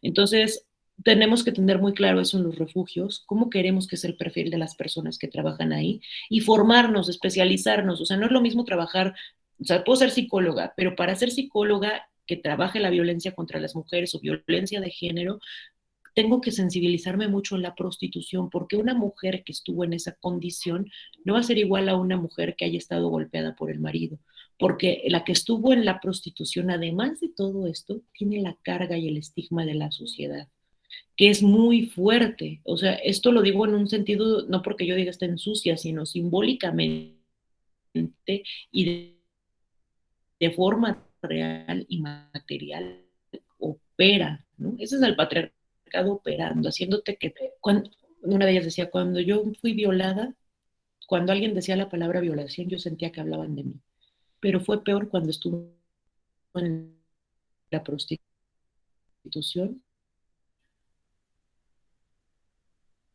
la P de puta en la cara y que todo el mundo lo sabe, ¿no? Ese es un ejemplo de cómo opera el estigma, ¿no? Y la vergüenza. Entonces, esas vulnerabilidades son las que las llevan a buscar al padrote, porque los padrotes, como vieron a este del video, son muy hábiles. Entonces, uno de ellos en entrevista me decía, nosotros somos los únicos humanos que las tratamos como humanas, porque para las organizaciones de la sociedad civil son, pues las jóvenes a las que atienden, son las exprostitutas, son las putas, o son cifras para tener financiamientos, ¿no? Para el gobierno son las víctimas, para la iglesia también son almas que hay que atender, ¿no? Es decir, para nosotros son nuestras parejas, son nuestras novias, porque con los otros tienen sexo, pero conmigo hacen el amor. A mí si me quieren, yo la cuido. Yo me sé su verdadero nombre. Ahí en la prostitución se llamará Brittany, pero yo sé que se llama Rosita. Yo sé que se llama María. Yo sí me sé su verdadera historia. Yo conozco a sus hijos. Yo sé de dónde es. Entonces, ellos tienen esa posibilidad y esa ventaja que conectan con ellas afectivamente. Y entonces ellas los recuerdos que atesoran es el momento en el que a pesar de ser puta, me sentí amada y me dio un peluchito y me llevó a pasear. Y entonces esos recuerdos, si no se generan nuevos recuerdos y si no se analiza eso desde una perspectiva de análisis de poder con ellas en un trabajo de acompañamiento, es lo que las lleva a regresar y esto pues lo hemos trabajado justamente con las familias, ¿no? Como el prevenir, decir, a ver, las vulnerabilidades que los padrotes buscan son en la casa. Lo que el padrote busca es romper la relación de las mujeres con sus familias. O sea, que la familia diga, esta siempre anduvo en malos pasos, ya se veía que su amiga era una puta, mírala. En vez de estarle dando dinero al padrote, debería de mantenernos a nosotros. O sea, lo que el padrote busca es que el papá y la mamá se enemisten con la hija y entonces quiebra la relación. Y entonces la apuesta es cómo podemos sanar esa relación, porque a ellos les conviene. Esa es una de las bases fuertes de la explotación sexual. Eso para la pregunta de Carolina. Gracias, Martín, por la felicitación. Luego viene Mariela dice, cuando nosotros encontramos personas extranjeras que sufren trata y tráfico, ¿dónde se debería denunciar o cómo ayudarlos? En los casos de las personas que ahí vemos trata internacional o tráfico con el tema de la migración, aquí en México el proceso es que pues vas a la Fiscalía de Trata, ¿no? Que le llamamos, se llama FEBIMTRA, que es la Fiscalía Especializada en Delitos de Violencia contra las Mujeres y Trata de Personas. O sea, si encontramos un caso de alguna mujer que está en esa situación, vamos a FEBIMTRA. Algunas organizaciones lo que hacen es que estas mujeres dicen, no, no vayas. Yo conocí a unas, se llaman las hermanas oblatas, que acompañan a mujeres en situación de prostitución pues, en todo el mundo, que algunas mujeres las apoyaban como cuando las identificaban y ellas decían, es que o sea, sí, soy extranjera. La mayoría de las extranjeras son centroamericanas aquí, o algunas sudamericanas, pero muchas son salvadoreñas, guatemaltecas, y entonces ellas llegan así como, por favor, no, no vayas, porque no puedo regresar a mi país, ¿no? O sea, no puedo, o sea, me trajeron, sí, engañada, pero no puedo. Entonces lo que hacían estas hermanas era como apoyarlas con los trámites migratorios para regularizar. O sea, una vez que ya eran rescatadas, ellas les daban un espacio como donde pudieran vivir y las apoyaban con el procedimiento para regularizar su situación migratoria, que pudieran tener documentos y entonces, pues si no nacionalizarse, porque eso es como un proceso bien largo, que al menos pudieran estar legalmente en el país para empezar a tener, pues, de forma pública, ¿no? O sea, porque el Estado garantizar esos derechos, muchas cosas. Que en teoría tendrá que garantizarlas. Si tú eres extranjera y estás de forma ilegal porque eres víctima de trata, el Estado tendría que hacerse cargo, pero pues no siempre lo hacen porque ahí depende de los funcionarios. Y si te toca un funcionario misógino, no van a decir, ah, mira, es víctima de trata y le sucedió esto y entonces nuestras responsabilidades son, o sea, muchas veces vas para atrás, ¿no? Y las deportan sin haberles brindado la atención que necesitan. Entonces, en Bolivia no sé exactamente cómo sea el procedimiento, pero pues, pues estaría por la vía oficial, ¿no? Ante la fiscalía o la procuraduría donde se encarguen del delito de la trata, garantizando que ella tenga todas las medidas de protección y atención. No es como, ah, la deportamos, ¿no? Sino brindarles atención. La otra es, Wait, hola Malena, nada más déjame leo la pregunta de Patricia López y luego ya nos dices la tuya. Y dice, ¿se está trabajando con alguna estrategia para detener a los padrotes? En el video que compartiste ya se aceptaba el delito como una costumbre en su pueblo. ¿Se está trabajando en ello? Sí, justamente en el programa estatal contra la trata tenemos es la línea de atención, está también la parte de, no, prevención, atención y judicialización. En el ámbito de la judicialización lo que se ha hecho es, pues, una, capacitar a todo el personal de las fiscalías y que están a cargo de la justamente procuración y administración de justicia. Desafortunadamente cada cambio de gobierno cambian a todos y la gente que ya estaba capacitada pues de pronto ya no está ahí y entonces es como volver a empezar cada rato, ¿no? Pero en eso estamos. A nivel, digo, se trabaja en tanto que está la ley, ¿no? Y la ley de trata dice que se persigue a los proxenetas y entonces seguido hay operativos, pero le llamamos el efecto cucaracha, o sea, como todo se visibilizó mucho Tlaxcala, pues muchos padrotes ya no viven aquí, se fueron, están viviendo en otros lados, muchos viven en Estados Unidos, hay muchas mujeres en Nueva York siendo prostituidas, se las llevan para allá y ahora están yéndose mucho a España. Entonces, esto ha generado que pues sea muy, como se creó el monstruo, así el mito también, y salieron documentales y demás sobre Tlaxcala, ellos como que se hicieron invisibles. Lo que nosotros le estamos apostando con el programa es a trabajar en lo comunitario. Es decir, con eso que hace que los chavitos, o sea, muy jovencitos, digan, yo quiero ser padrote. Yo quiero ser padrote porque no quiero ser obrero. Los obreros son pendejos, mira cuánto ganan. No, yo quiero tener casotas, yo quiero tener coches, yo quiero... O sea, esta idea del éxito vinculado a lo material que muchos chavitos quieren, que dicen, no, pues yo, para tener un cochecito, no, yo quiero un carrazo, yo quiero esa casa, yo quiero tener dinero, yo quiero tener muchas mujeres que se sienten seducidos. Y es lo que la tele presenta, ¿no? Digo, ver Rápidos y Furiosos y todas esas películas gringas, qué tipo de imágenes les fomentan a los hombres sobre lo que tienen que ser. Estos jóvenes en comunidades rurales dicen, no, pues de acá acabo la carrera y con lo que gana un licenciado aquí, mejor soy padrote. Entonces, estamos tratando de revertir eso con organizaciones y trabajando en la comunidad con ellos, sin criminalizarlos y tratando de ver cómo estas ideas que tienen al final son colonizantes y tienen también de este proceso de avergonzarte de quién eres y de que dejemos el campo y de que aspiremos a tener lo que tienen, lo que nos presentan esas películas, ¿a costa de qué, no? Del despojo, de la privatización de las tierras, o sea, como hemos tratado de meternos por ese ámbito, ¿no?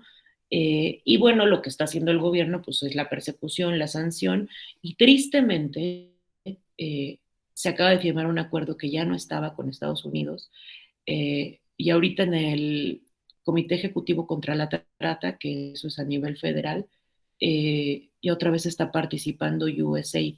Ellos no estaban ya, ¿no? Pero otra vez están los gringos nuevamente metiéndose a las políticas internas y queriendo hacer operativos aquí. O sea, han hecho operativos hasta con el FBI, ¿no? Pero no entienden nada. O sea, ellos nada más es como dan cursos de identificación de víctimas de trata, ¿no? Y entonces cuando ustedes vean a una mujer y les hablan así, ¿no? Ya, no sé, las mujeres, ¿cómo son una víctima?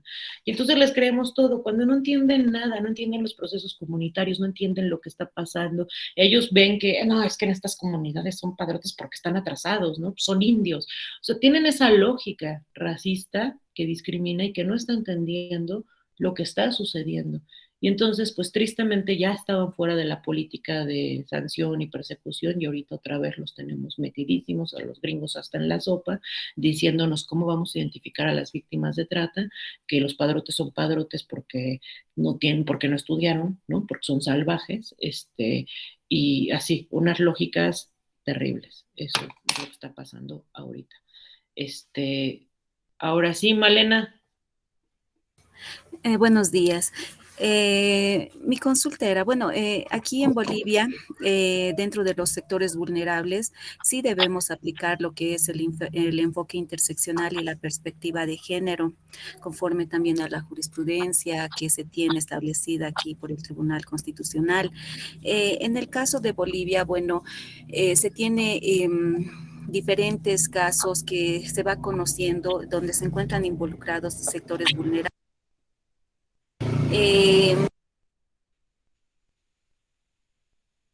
A efectos de poder reinsertar, si se podría decir, a una víctima de prostitución. Lo que hacemos es acudir normalmente a los SLIMs, que es el Servicio Legal Integral Municipal, que depende de los gobiernos municipales autónomos. Sin embargo, los SLIM, a más de hacer el seguimiento, digamos, de la víctima, yo creo que cuenta con escasos recursos a efectos de poder dar aquella reinserción, digamos, de la víctima para que la misma pueda acceder a otro tipo de trabajos, apoyos y todas esas cuestiones. Quisiera saber en México cómo se está manejando este apoyo y qué organizaciones o por parte del Estado, qué apoyo les da para esta reinserción de la víctima. Gracias, Malena. Pues la situación es muy similar. Por ejemplo, acá también, si hay una víctima a nivel municipal, o sea, pensemos que llega aquí en un municipio, en un pueblo, la detectan en la instancia municipal de la mujer que ella parece ser víctima de trata o en el servicio de salud al que va, detectan que hay alguna anomalía. Esto pensando que todos los funcionarios aplican la norma y digan, o sea, que porque tienen esa facultad de que si detectan o hay indicios de que puede ser víctima de trata, tienen que dar parte a las autoridades. Entonces se le pasaría al municipio, pero aquí lo que hace el municipio es inmediatamente transferirla a las instancias estatales, ya no municipales. O sea, sería como de lo municipal a lo estatal. Pero ahí se empiezan a aventar la bolita. Puede ser que llegue al Instituto Estatal de las Mujeres y entonces ahí la representación jurídica, sea como sabes qué, una abogada la asesora y le digan, pues eres víctima de trata, lo que tendría que suceder es que vas a un refugio. Refugios del Estado hay pocos. Por ejemplo, aquí en Tlaxcala no tenemos refugio. Donde yo trabajé en el estado de Puebla, que es un estado vecino. Nosotros hemos pensado que tienen que ser federales, o sea, es decir, del gobierno, estatales. Está el de la Fiscalía Especializada en Delitos de Violencia contra las Mujeres y Trata, que está en la Ciudad de México, muchas mujeres las canalizan ahí. ¿Por qué tendrían que ser del gobierno? Porque mantener un refugio es muy caro. Y entonces lo que ha sucedido es que hay algunas organizaciones de la sociedad civil que han puesto sus refugios. Eh, Algunas hacen un gran trabajo, pero algunas lucran con eso, ¿no? Y con las víctimas. Por ahí hay un personaje famoso en México que trae víctimas de trata para todos lados, ¿no? Y es como, cuéntales cuántas veces te violaron. Me violaron 50 veces y tenía relaciones sexuales en mis días y menstruando, no sé qué. Y entonces yo les cuento ahorita una historia terrible, lloran conmigo y les digo, ¿ustedes quieren hacer algo contra la trata? Claro que sí, ¿verdad? Bueno, ahí les va mi número de cuenta, me depositan, ¿no? O sea, eso hacen muchas organizaciones, ¿no? Entonces, por eso decimos, tendrían que ser del Estado. Entonces, lo que sucede es que las canalizan. Y ahí hay un área de trabajo social que lo que se busca es justamente que ellas participen pues, de una vida laboral después, o sea, reinsertarlas, ¿no? Que haya capacitación para el empleo, pero que también las contraten, si tienen convenios con algunas empresas. Esto es como información que nunca me han contado, así como con qué empresas, porque lo mantienen como en secreto, justo para que sea como muy difícil poder identificarlas y que digas, ah, mira, es que esa cafetería contrata víctimas. No sabemos cuáles, pero se está haciendo eso. Y darles un seguimiento. Desafortunadamente, lo mismo que dices, pues casi no hay recursos, ¿no? O sea, si la ley de trata operara y los reglamentos operaran como tienen que operar, sería una maravilla. Estaríamos hablando de que las mujeres saliendo del refugio tendrían un apoyo para la vivienda, tendrían un empleo, tendrían acompañamiento jurídico, tendrían acompañamiento psicológico, se les garantizarían apoyos para sus hijos, pero esto no sucede. Entonces, ¿en qué países sí sucede y es una maravilla? Por ejemplo, en Francia, cuando se volvieron abolicionistas, cuando ellos dijeron, ¿saben qué? Dejemos de reglamentar la prostitución y la prostitución es un atentado contra la dignidad de las mujeres, empezaron a penalizar a los clientes, a los prostituyentes. Es decir, si te agarran pagando por servicios sexuales, vas detenido y tienes que pagar una multa y si eres reincidente cada vez pagas más. ¿Por qué se penaliza al cliente? Es el modelo sueco, pero Francia lo imitó y fue como, a ver, pues porque tú estás pagando y eso beneficia un sistema de esclavitud. Entonces, al cliente se le ponen multas y lo que se ha hecho es, pues, realmente hacer redadas contra los bares, los lugares donde había prostitución. Todo el Estado se lo expropia, ¿no? De los coches, las casas, todo lo que era de los padrotes que se fueron para la cárcel, pasa a ser parte del Estado, se le da a las mujeres o a las organizaciones en comodato, es decir, la hacen, ya no va a pagar una renta, ahora vas a vivir en este espacio, vas a tener esto, y se ha vendido y se ha generado, justo con todo lo que se le ha quitado a los proxenetas, se ha podido generar un buen fondo de apoyo a víctimas. Entonces, las víctimas se les garantiza casa, se les garantiza empleo, se les garantizan todos los tipos de apoyo. Digo, dinero habría, pero pues es que habría que quitárselo a los proxenetas, ¿no? Entonces, como aquí, pues muchos proxenetas, digo, les puse el caso de los proxenetas ante la escala, pero pues muchos son políticos, ¿no? O sea, tienen tables, tienen bares, ¿no? El PRI, el antiguo partido político, o sea, un montón estaban vinculados, ¿no? La esclavitud sexual. Entonces, pues no existe como tal esa voluntad de hacer algo porque se le sigue considerando como algo muy normalizado y pues la prostitución es el oficio más antiguo del mundo. Eh, pero bueno, te comento, o sea, si se aplicara como tal la ley, pues tendría que garantizársele todo esto a las mujeres. ¿Quiénes son más las que ahorita están terminando haciendo eso? Pues algunas organizaciones, ¿no? Que buscan tener una casa de medio camino para que cuando las mujeres salgan del refugio tengan un departamentito, ¿no? Ahí con sus compañeras sin que estén pagando renta, mientras trabajan, mientras van como adaptándose nuevamente a la vida. Hay proyectos productivos. Eh, Eso es como un poco lo que se hace, pero la verdad es que no es a gran escala, ¿no? O sea, ojalá tendría que ser una política estatal, ¿no? Y bueno, mi sueño es que eso algún día pase, ¿no? Porque si no, pues vamos a seguir haciendo como pasitos hormiga. Eso. Michelle, Muy perdón. buenos días. ¿Aló? Perdón, Hola. antes, me permiten todos, Cristian, por favor. Eh, Simplemente quería poder complementar. Por suerte nosotros en sala tenemos al doctor Lindomar Mencías, que precisamente maneja perfectamente el tema legal del tema de trata acá en el contexto boliviano para poder complementar la respuesta hace un momento a la pregunta que hacían sobre qué hacer si de pronto encontramos a extranjeros víctimas de trata, ¿no? Entonces quisiera cederle, por favor, una cuestión de 5 minutitos la palabra a Lindomar para que pueda complementar y así ayudar a todos a comprender cuál sería el procedimiento en nuestro contexto y luego continuamos con las preguntas, por favor. ¿Está bien, Ixel?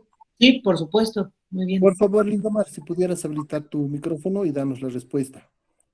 Bueno, muy buenos días a todos.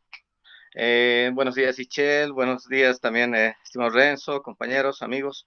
Respecto a esta inquietud, muy brevemente les podría comentar, en el caso boliviano lo que se realiza es acudir necesariamente a lo que es la policía boliviana.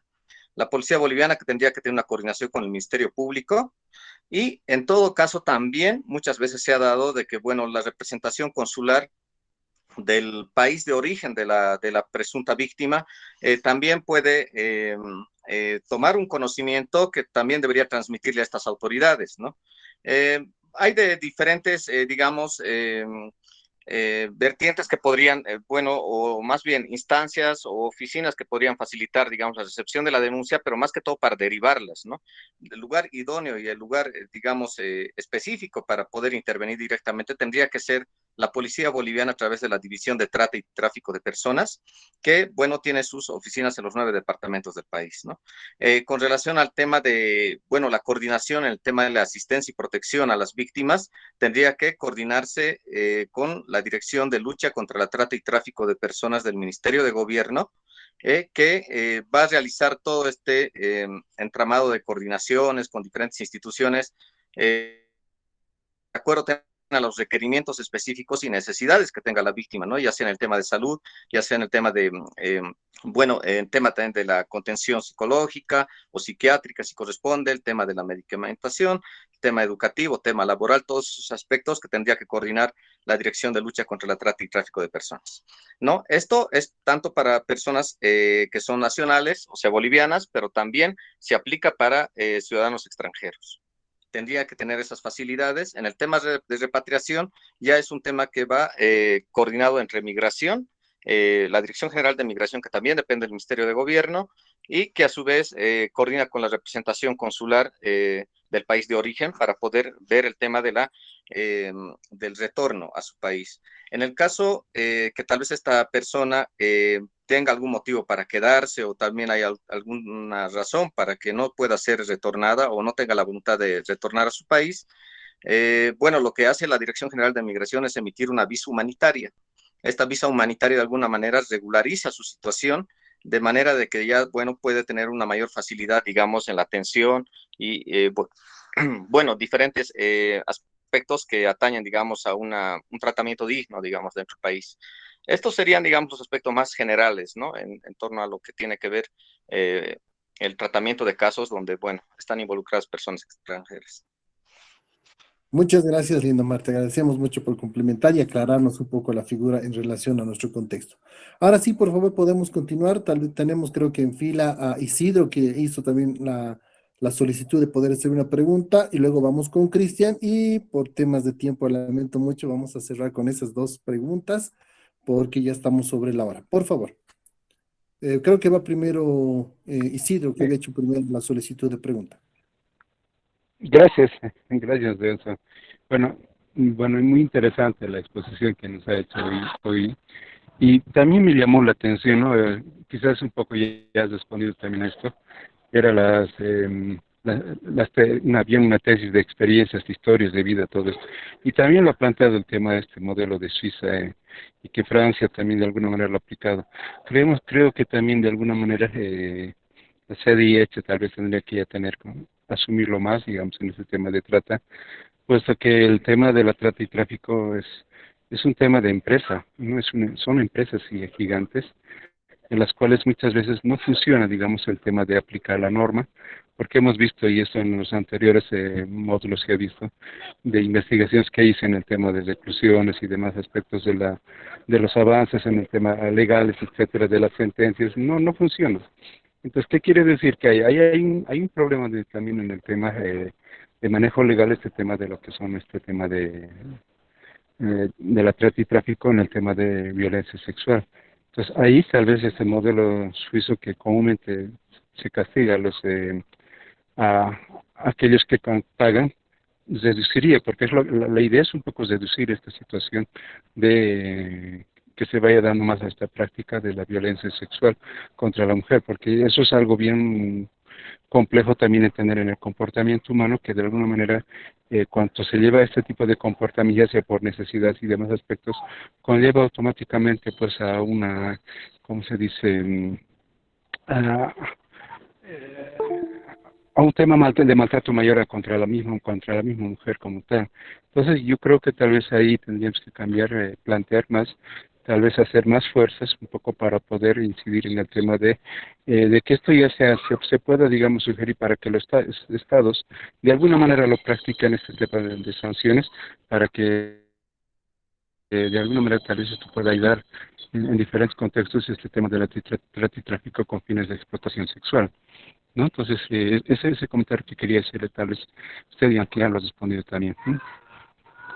Muchas gracias, Isidro. Y sí, o sea, lo que planteas de las empresas me hizo pensar hay un autor que se llama Pegoraro, que habla sobre el delito económico organizado. Y entonces a mí me ha servido mucho para mirar como justo hasta como un proceso productivo, el proceso de legislar, mirándolo críticamente. Por ejemplo, el debate que hay en México, ¿no? De la política oficial es veamos la trata, ¿no? Y por otro lado, muchos grupos vinculados, o sea, no me asombra que los que están impulsando la ley para regular el trabajo sexual, pues es la Asociación Nacional de Bares. O sea, no son las mujeres, ¿no? Son los dueños de los prostíbulos, o sea, son los que más se benefician, ¿no? Entonces ellos, por un lado, impulsando con uno que otro diputado el que pues no, o sea, sí, la trata es terrible, pero vamos a legalizar la prostitución, que se regule, ¿no? Pues para que ellos se conviertan en empresarios y no dejen de ser vistos como proxenetas. Y entonces todo esto responde a una lógica geopolítica, porque tenemos a los objetivos para el desarrollo sostenible, tenemos el objetivo 8 que dice que hay que generar que toda la población tenga un trabajo decente, luego la meta del 8.1, ¿no? Y de ahí se van desprendiendo donde habla que hay que lograr que las mujeres salgan de los trabajos informales. Y entonces, ¿cómo se van ajustando las propias leyes a estos dictados de organismos internacionales? Y de alguna manera, así México cumple con los indicadores y por otro lado obtienes financiamientos y entras en esta misma lógica del sistema proxeneta. Entonces, es como muy perverso cómo se va tejiendo y justamente el delito económico organizado plantea por la colusión entre los organismos internacionales, los gobiernos nacionales, grupos del crimen organizado que lo que buscan es hacer legal lo ilegal, por las implicaciones de que se regule, ¿no? Entonces es que cada vez se vuelva menos visible la trata, regulas la prostitución y entonces es una forma de lavar el dinero, de que ese dinero que no se puede usar, al menos para proyectos públicos, en teoría, ¿no? Porque pues es ilegal, pues de esta manera lo legalizas y entonces pasa a formar parte del Producto Interno Bruto y suben los indicadores.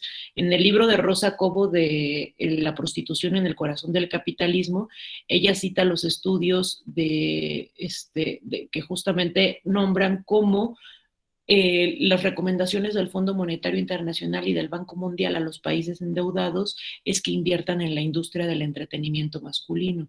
Es decir, pues para que pagues la deuda, inviértele esa industria, que la deuda la paguen las putas. Eso es, ¿no? Entonces, el sistema proxeneta viene con todo, ¿no? Y esto que señalabas es muy importante. Luego seguía Cristian, ¿no? Correcto, Cristian. Y creo que también Paola hizo una última preguntita por el medio del chat. Pero vamos con Cristian, por favor, Cristian. Bueno, muy bien, muchas gracias. No sé si se me escucha, por favor, ¿me pueden confirmar?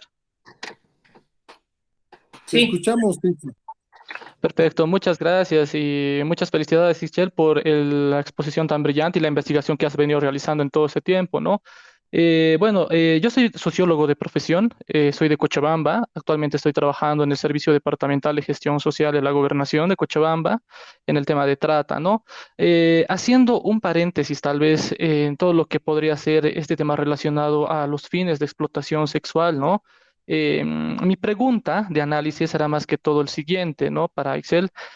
¿Cuál sería su opinión o análisis frente a esta tara, se podría decir, ¿no? El pensamiento boliviano latinoamericano, el cual, digamos, afirma o declara lo siguiente, ¿no? Que la prostitución reduce los índices de violación y cómo puede darse una protección hacia quienes, por motivos personales, han optado por este modo de supervivencia, ¿no? Como les decía, haciendo un paréntesis, fuera, digamos, del proxenetismo, de la explotación, porque hay, es que hablando de realidades, no podemos comparar realidades europeas con realidades latinoamericanas, ¿no? Estamos como que muy atrás, hablando también en el término ideológico, ¿no? En la cuestión del pensamiento latinoamericano frente a estas problemáticas y realmente nos cuesta muchísimo, ¿no? Hablando desde las masculinidades, desde el machismo, ¿no? Desde el patriarcado, que falta todavía bastante de construir, ¿no? De construir este tipo de pensamientos desde las familias, desde los mismos gobiernos, ¿no? Entonces, esa era más que todo mi pregunta, Ixchel, y muchísimas gracias. Muchas gracias. Me parece muy buena la pregunta porque justamente ese es como los que denominamos los mitos que justifican la prostitución. Aquí en México también está muy presente la idea de que, pues si no hubiera prostitutas habría más violaciones, ¿no? Y bueno, esto se sostiene históricamente, ¿no? O sea, desde los orígenes del patriarcado, pasando por San Agustín, decían como, es lo peor que le puede pasar al mundo, pero las necesitamos porque si no, y entonces esto se arraiga en un pensamiento que parte de que la sexualidad es instintiva, cuando en realidad pues nuestra sexualidad, el gusto, el deseo, pues no se está rigiendo por las hormonas, sino que es una construcción social y cultural. Y entonces la negación de esto hace que pensemos que pues es que los hombres no se pueden controlar y pues que por eso requieres a estas mujeres. Y ese mismo discurso evidencia la violencia porque nos muestra como no se va a controlar, entonces pues va a violar. Entonces que existan estas mujeres a las cuales no se les puede violar porque para eso están. Y entonces se va construyendo la prostitución como este espacio de mujeres desechables, de desechabilidad, donde puede depositarse toda esta carga de violencia sexual sin que pase algo porque eso es la función que están cumpliendo. Y justamente este discurso es tan potente y tan fuerte. Yo ya para la maestría abordé el tema con violadores, ¿no? O sea, como justamente tenía el tema con las mujeres y escuchaba muchísimo esto, incluso de parte de ellas, de decir, pues sí, yo no quisiera estar aquí, pero luego pienso que cumplo una función y la función es que pues gracias a que estamos nosotras aquí no violan a otras mujeres, ¿no? Y decía yo, qué fuerte poder, o sea, ver ese sacrificio y resignación, ¿no? Como el, pues nos sacrificamos, ¿no? Como, y decía qué potentes son los discursos proxenetas, ¿no? Y qué impacto tienen en la vida de las mujeres. Entonces, para la maestría dije, bueno, a ver, ahora vamos a trabajar con los violadores, a ver si es cierto, ¿no? Y entonces estuve trabajando en la cárcel con hombres sentenciados por el delito de violación y construyendo sus historias de vida, y cómo ellos reproducen este discurso, ¿no? O sea, decían, pues es que no hay necesidad de violar, le juro que yo no violé, o sea, pues uno si tiene ganas, pues paga, ¿no? O sea, para todos hay, ¿no? O sea, pues ahí no es delito. No, aquí yo estoy aquí porque mi esposa era interesada y quería la casa y me acusó de violar a mi hija, pero le juro que no. Digo, todos al final sí habían violado y yo tenía acceso a las carpetas de investigación y tenía las declaraciones de las víctimas y con ellos apliqué como la metodología de los peritajes, pero justamente con ellos indagué eso, ¿no? Como cómo veían ellos a las prostitutas y era como, no, pues ellas no es delito violarlas, ¿no? Y entonces, pues el discurso es reafirmado socialmente por todos y es reafirmado por los violadores, pero al final entiendes que el violador viola no porque no se aguante las ganas, sino porque la violación no es un acto sexual, es un acto de poder. Y entonces no se trata de tengo muchas ganas o estoy muy caliente y pues ahora sí lo que sea, sino se trata de, pues ellos por qué violaron, por un tema de honor, por un tema de me engañó, ahora va a aprender, me va a dejar, ahora va a ver que esa hija no es mía, pues la violo. O sea, al final lo que estaba detrás de eso era como la violación con una función como restauradora del honor, de la virilidad, ¿no? Pensada en esta lógica patriarcal. Y estoy totalmente de acuerdo contigo en que sí, o sea, los modelos europeos pues no se pueden aplicar a las realidades latinoamericanas y que tendremos que buscar la manera, ¿no? Como ver, a ver, ahí qué se hizo y qué les funcionó. Y entonces, a partir de ahí, pues tratar de, nosotros, por ejemplo, sabemos que no podemos hacer una calca del modelo sueco, pero lo que hemos visto con el modelo sueco es qué programas a nivel educativo sirvieron. Por ejemplo, cuando visibilizaron no solamente la prostitución, sino la pornografía como violencia, ¿no? Y la prohibieron.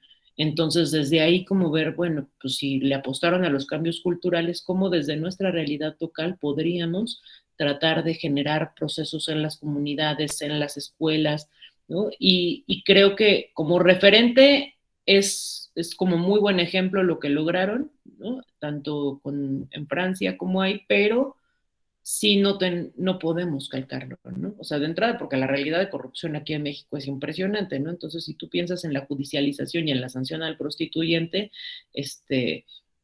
pues el dinero que se les cobre de multas no va a ir a parar a las víctimas, ¿no? Sino a la casa de, pues no sé, del procurador o de algún empresario, o sea, no va a llegar a las víctimas. Entonces, y la corrupción es estructural, ¿no? No se acaba por decreto ni por mandato, ¿no? Digo, yo respeto mucho al presidente actual, pero bueno, él cree que porque él llegó ya se acabó el neoliberalismo, ¿no? O sea, es como, ya no, en México ya no hay neoliberalismo, porque él lo decretó y es como, perdón, pero no se acaba por decreto, ¿no? Y esas prácticas están súper arraigadas. Entonces, pues requerimos diagnósticos en nuestro espacio, ¿no? No solamente nacionales, sino locales, ¿no? Por ejemplo, la realidad de Tlaxcala, en donde estoy yo, es muy distinta a la de la explotación en la Ciudad de México con las mujeres.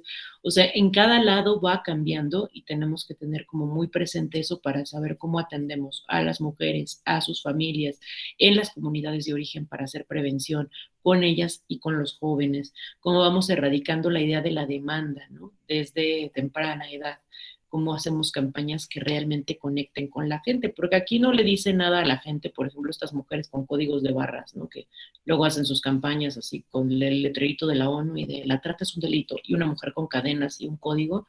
Las víctimas de trata no se ven así aquí, ¿no? Ellas tienen las llaves de la casa, entran y salen.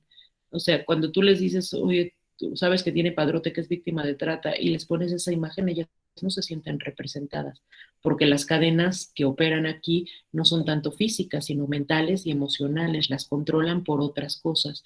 Entonces tenemos que ver eso en nuestras realidades. Preguntan que dónde pueden tener mi texto. Me parece, ese te lo pasé, ¿verdad, Renzo? El de la tesis de licenciatura. Correcto, por si acaso, y informarles a todos los que están presentes, la tesis de Ixchel está como documento complementario, dentro del material complementario del módulo van a poder encontrar en extenso toda la tesis.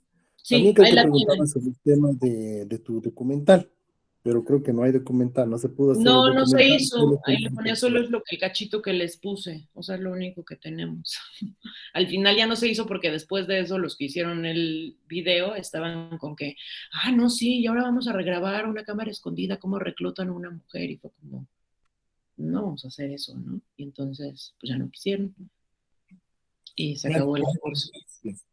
Muchas gracias, Excel. Quiero agradecer a todos también por permanecer con nosotros un poco más del tiempo previsto, pero considero que realmente ha valido la pena. Michelle, muy agradecido por parte de la Defensoría del Pueblo también por tu aporte, por aceptar también ser parte de este proceso formativo.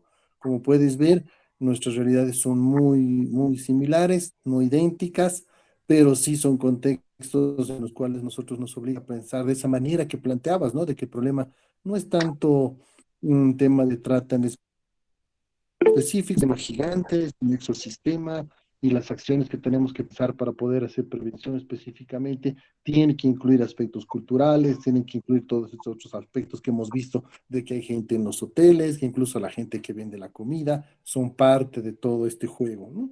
Entonces, desde nuestra parte, y me atrevo a decirlo desde parte de la Defensoría del Pueblo, quedamos muy agradecidos. A todos Muchas ustedes también, a gracias. quienes han participado, agradecerles a todos por participar. Ya estamos entrando a la última, en la recta final, por así decirlo, de nuestro proceso formativo, en 8, que es el último precisamente, que tiene que ver con temas de cómo vamos a atender a víctimas desde el ámbito de la psicología. Entonces, con esto quiero terminar todo, ya no alargar más el tiempo. Muchas gracias a todos. Igualmente, Ixchel, un saludo desde La Paz, Bolivia, hasta México y un abrazo. Gracias. Gracias, hasta luego. Mucho gusto a todas y a todos.